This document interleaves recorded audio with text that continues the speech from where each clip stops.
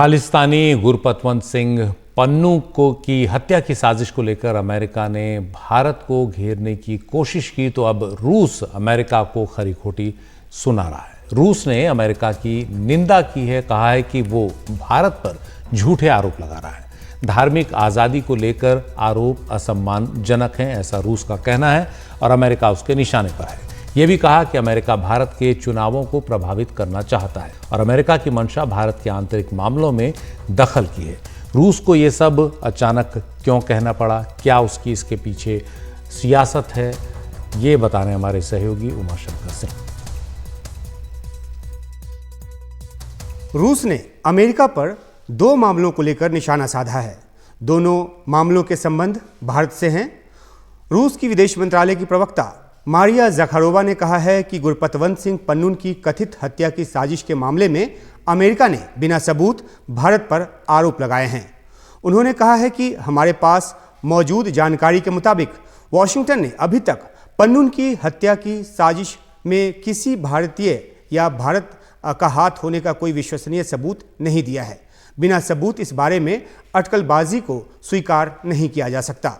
ज़खारोवा ने यह भी कहा है कि धार्मिक स्वतंत्रता के मामले में अमेरिका भारत पर बेसिर पैर का आरोप लगाता रहा है। वह भारत के आंतरिक मामलों में दखल डालना चाहता है और ज़खारोवा ने यह भी कहा कि अमेरिका की मंशा भारत में चल रहे चुनाव को प्रभावित करने की है। ज़खारोवा यही नहीं रुकी, उन्होंने यहां तक कह दिया कि ये अमेरिका की गलतफहमी वाली मानसिकता का सबूत है। ज़खारोवा ने ये बातें जो है एक सवाल के जवाब में कहीं जो वॉशिंगटन पोस्ट में छपी रिपोर्ट के हवाले से पूछा गया था।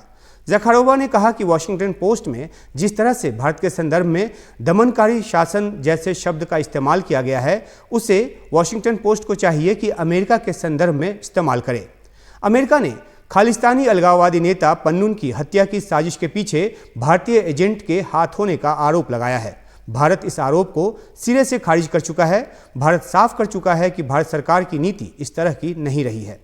भारत ने हाई लेवल कमेटी भी बना दी है जो इस मामले को देखेगी। इस बीच रूस ने अमेरिका पर निशाना साधकर भारत का साथ दिया है।